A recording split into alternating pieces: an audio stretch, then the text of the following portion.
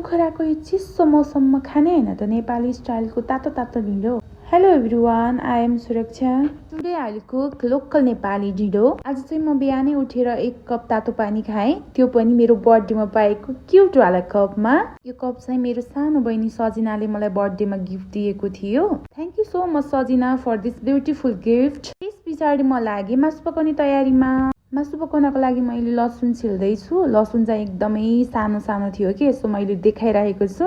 यो लोकल लसुन छोडाउन जति गाह्रो हुन्छ नि, खाना यसको टेस्ट चाहिँ एकदमै मिठो हुन्छ कि साथीहरू। अनि मासु पकाउनको लागि ग्यास अन गरेर एउटा कराई बसाले। त्यस पछाडि कराईमा थोरै तेल राखे। त्यस पछाडि तेललाई एकछिन खर्नको लागि छोडे।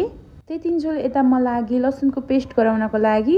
यता तेल खरिसकेको थियो, सो त्यसमा चाहिँ मैले थोरै मेथी फुराएँ। मेथी कालो हुन्जेलसम्म फुराउने अनि त्यस पछाडि मासु राख्ने। अहिले चिसो निकै बढेको छ नि त, सो टिकटक रिल्सहरूमा के जतासुकै ढिँडो मात्र खाएको देखिरहेको हुन्छु कि, सो मलाई पनि एकदमै खानको लागि क्रेभिङ भएको थियो।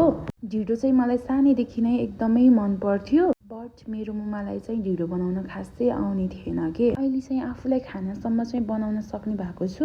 एनिवे यता चाहिँ ढिँडोसँग खानेवाला ग्रेभीवाला मासु पाकिसकेको छ। मासु चाहिँ एकदम मिठो भएको थियो। त्यस पछाडि म लागि ढिँडो पकाउने तयारीमा। ढिँडो पकाउनको लागि सबैभन्दा पहिले एउटा दिउरी बसाल्ने, दिउरीमा थोरै पानी उमाल्ने।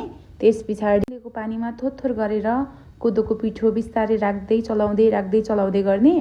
ढिँडो खानालाई जति मिठो हुन्छ नि, पकाउनको लागि चाहिँ एकदमै गाह्रो हुन्छ कि। ओ माई गड, मलाई थोरै आफूलाई खाने थोरै ढिँडो बनाउनको लागि पनि एकदमै गाह्रो भइरहेको थियो कि। त्यही पनि जसो तसो चाहिँ मैले बनाइसकेँ। यतिको ढिँडो चाहिँ बनाएको थिएँ के। पछाडि ढिँडोलाई थालमा सर्भ गरेँ अनि मासु पनि राखेँ अनि थोरै लसुनको अचार राखेको थिएँ।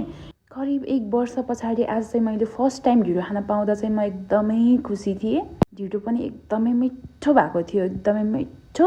लाइक अहिले पनि यो भिडियो देखिराख्दाखेरि, भोइस ओभर गरिराख्दाखेरि पनि मलाई खानको लागि एकदम क्रेभिङ भइरहेको छ कि यो ढिँडो र मासु। भनेपछि कति चाहिँ मिठो भएको थियो होला के। अहिले चाहिँ जतासुकै चिसो एकदमै बढेको छ नि त, सो सबैजनाले तातो तातो खानु होला अनि न्यानो भएर बस्नु होला।